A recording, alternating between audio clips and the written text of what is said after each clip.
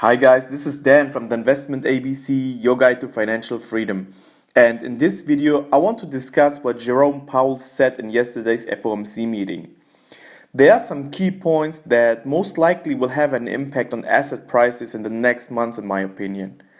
Yesterday's media headlines stated that the Fed would move up its timeline for rate hikes as inflation rises, and that the participants of the FOMC meeting are forecasting 2 rate hikes by the end of 2023. If you just read the headline, you could think that the Fed turned hawkish and that it is time to get out of the market. But you really have to listen carefully to understand what the Fed most likely will do. At the beginning of his speech, Powell was saying a lot of things that could make you believe that a rate hike is imminent. He said that indicators of economic activity and employment have continued to strengthen.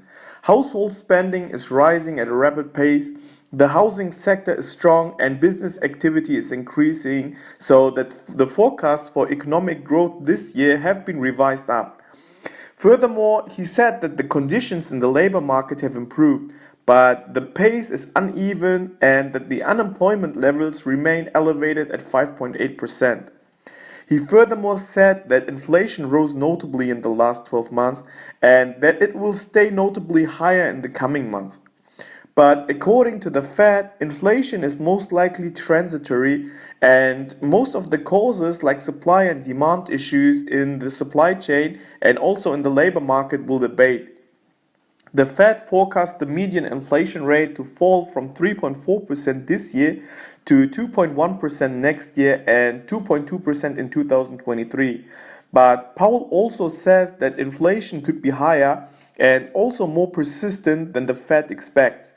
In case longer-term inflation is increasing materially and persistently beyond consistent with the Fed's goal, the Fed is prepared to adjust its monetary policy. They would most likely start to taper first and later raise interest rates. On the other hand, he sees still risks in the pandemic with new strains emerging and a not sufficient vaccination rate. He emphasized that the Fed will still maintain their current accommodative policies and buying treasuries by at least 80 billion per month and mortgage-backed securities by at least 40 billion per month until the goal of 2% inflation and maximum employment is met. Many FOMC participants think the target of maximum employment and inflation numbers above 2% will be achieved sooner. They are forecasting 2 rate hikes until the end of 2023. Powell highlighted that these projections do not represent a decision or plan to raise rates and that no one knows with certainty where the economy will be in a couple of years from now on. The Fed will look at data and decide from meeting to meeting if a change in monetary stance is appropriate. Powell also said that they will give an advance notice when the Fed is planning to taper. So here is my interpretation of what Powell really said and what it means for asset prices. Powell basically said that although the Fed sees and acknowledges the increase in inflation, it will stick to the story that inflation is just transitory. The problem here is that he doesn't give a timeline when transitory is transforming into not transitory anymore. He says that this transitory inflation could be higher and more persistent, but that it is going to be most likely still transitory. Furthermore, the Fed is still maintaining the asset purchase program until, quote, until substantial further progress has been made towards our maximum employment and price stability goals. So they will keep injecting money into the market until both of their goals are met. The problem is that maximum employment will be hardly ever achieved in this environment of ever increasing debt. The law of diminishing returns says that you will need more and more debt to create the same output, and exactly this is the reason why the Fed will continue with their asset purchase programs until they find or create a reason to stop. In my opinion, this FOMC meeting will give investors around the globe the signal to buy even more aggressively assets despite crazy high valuations. Investors are basically forced into risk assets or sit on the sideline and watch everything rise. The Fed will achieve that even the most conservative value investor will say, screw it, I need to be in this market. It will create the mother of all bubbles. Like Michael Berry recently said, we are in a bubble, but to me it really looks like the Fed is not finished inflating this bubble even further. To me, this meeting has a similar taste to the meeting where the Fed stopped its tapering program in 2018. I think even more money will flow into the markets over the next months, and that we will see quickly rising asset prices, especially if we keep getting worse economic data than expected. If we have a look at the Nasdaq Composite, we can see that we made a double top at around 14,200 and dropped from there significantly. The market recovered and crawled back and is now again at around 14,200, trying to push through this resistance.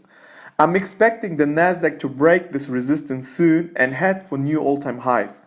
But I'm waiting for confirmation since the price could reverse from here to test the trend line one more time. Normally we see significant increases in price after such breakouts. So let's see what will happen in the next few days. But investors need to be really cautious since I think the Fed will in the end be able to create the inflation plus spin the employment numbers so they have a reason to taper and raise interest rates. Powell was asked during the meeting that if the Fed raises interest rates, wouldn't it hurt the economy? And his answer was yes, but they would lift off only when the economy has fully recovered and when they need to cool it down again. They will try doing this without creating a market reaction. Really, is that really even possible? I doubt it. The problem this time is that any real signs in regards to taper or raise interest rates will completely crush asset prices since asset prices are totally detached from the fundamentals, even more than ever before, especially if we get a final blow-off top. Similar to how investors are all jumping into the markets right now, they will quickly exit at the same time. In my opinion, the sole purpose of the Federal Reserve is to transfer money from those people who don't understand the game, the ignorance, to a small elite who grow their wealth with each Fed-created boom and bust cycle. This time around, the whole world is with its eyeballs in debt, and we will see the mother of all wealth transfers. If you like this video, hit the like button to support the channel and subscribe for future videos. Comment also your opinion if you think the Fed will blow asset prices even further up or if asset prices are declining from here on. Bye guys and see you in the next one.